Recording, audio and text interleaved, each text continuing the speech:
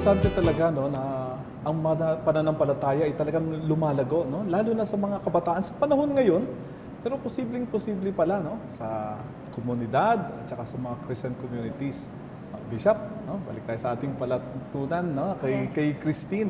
Yung gusto ko sana tanungin Bishop yung kanyang yung fulfillment ng kanyang faith doon sa organization na inyong sinasalihan. Palagay mo ano yung pinaka-sustaining na papalago ng iyong faith?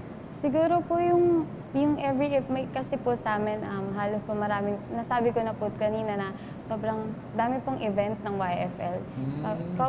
Ka-handle po kami ng Couples for Christ with for Family and Life po. So every event po namin parang mas na boost po yung namin pagmamahal po sa Diyos, mas yung na-enlighten po kami kung paano po mas mag-serve pa po sa Diyos. Okay. Tapos kasama yan, of course, with the family. Yes Tama? po. Very good. Magandang marinig yan sa isang kabataan, no, na ano yung source of fulfillment niya. At lalo na sa mga organization, pag nandyan yung mga events, no, nakakasustain yun, no, para, sabi nga, panatilihin, palaguhin yung kanyang paglilingkod, no, at involvement. Okay. Baka naman may mga tanong kayo na matutugunan natin, lalo na sa paglilingkod. Fatima, ikaw, ano? Sa amin po kasi, Bishop, sa parokya po namin, ngayon po, marami pong mga bagong kabataang lingkod galing sa iba-ibang kawan. So, nung nagkaroon po kami ng isang activity, marami pong tumugon. Nakakatuwa nga po maraming bagong kabataan. Itanong ko lang po sana, ano po sa tingin yung maipapayo niyo dun sa mga youth leader namin sa organization para mapanatili yung pagiging aktibo ng mga bagong kabataang lingkod? Well, unang-una, that's a good sign. It's good news, no? Na may mga bagong nahikayat, bagong miyembro, no, sa kawan, mga bagong maglilingkod, no? Sa akin, ang unang-una ay kung ako yung youth leader, dahil nandun sila, mga bago sila, ang una ko itatanong sa kanila, bakit kayo nandito? Importante yun eh. Kasi doon ako magpi-pick up, no? Ano bang rason? Iba-iba din ang sagot niyan, no? Kasi pwedeng katulad mo kung may kumatok sa bahay mo, di ba? Nahikayat ka. O, di pag nalaman ko na kung anong pinanggalingan ng kanilang pagiging miyembro at naging attraction nila at miyembro sila ng kawan, doon ako magsisimula, no? Kasi kailangan i-assess ko muna talaga kung ano ang kanilang kalalagayan o sitwasyon. Mahirap kasi, alam mo, minsan may mga leader, i-impose yung kanilang gusto, pero hindi nila alam kung anong pinagmulan kalalagayan.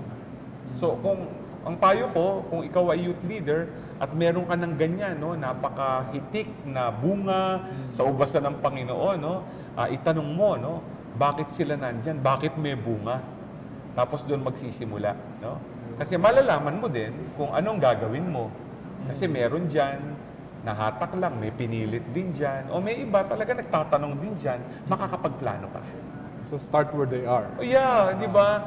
Ganun naman talaga dapat eh. Kaya yung mga observation natin, hindi yung palaging yung sinasabi ni Bishop Bacani dati, banking system. Ipapasok mo, puro ka deposito. Hindi pwedeng ganun.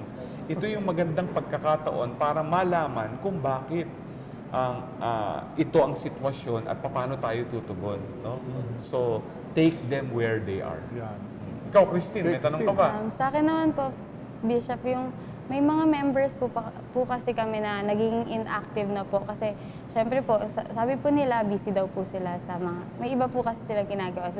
Pag may pasok po sa school or mas naano na po sila sa social media minsan. Kaya nagiging inactive na po sila. Hindi na po sila minsan sumasama sa mga iba't ibang activities namin. Ang tanong ko lang po, Bishop, kung paano po namin mababalik loob yung mga kabataang yun sa community or sa paglilingkod po ulit, Bishop?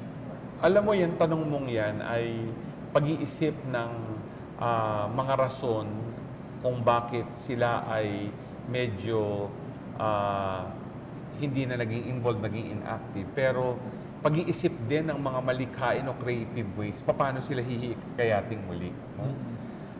Sa akin, katulad nung tugon ko kay Fatima, kailangan talaga nating halukayin. Ano ba ang malalim na rason kung bakit sila inactive? No? Kasi pwede lang sabihin, busy ako sa school. Bakit ba noon? Nung naging active ka, nasa school ka din eh. Oh, oh. So pwedeng rason yun eh. Pero magandang itanong bakit. At pag nalaman natin kung ano yung rason kung bakit hindi na sila aktibo, ano man yan, diyan tayo makakapag-isip ng paraan. Kasi posible din na alam mo, ang kabataan ngayon mabilis ang pagpapalit ng mood. Yes. Di ba? Naghahanap sila ng bago. Kumbaga, hindi pwede sa kanila yung magbabago ka ng palabas o magbabago ka ng mukha pagkatapos ng isang buwan. No? Minsan sa social media pa lang may bago na eh. May bagong kulay, may bagong news. Attractive sa kanila yung bago. Diba? So makakapag-isip tayo ng evangelization program na makakasabay dun sa pagbabago. Diba? Kaya ang tingin ko, yun ang malaking hamon sa atin, lalo ng kabataan. No?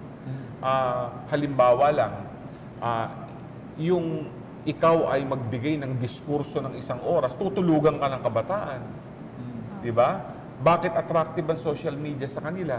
Kasi pwedeng isang click lang nila o makikita na nila yung gusto nila. Habang kiniklik nila, nag-iiba ang kulay, nag-iibang mensahe, nag-iibang larawan. Yung images, powerful eh. So, kahit papano, yung dating sa kanila, ito mas attractive sa akin. No?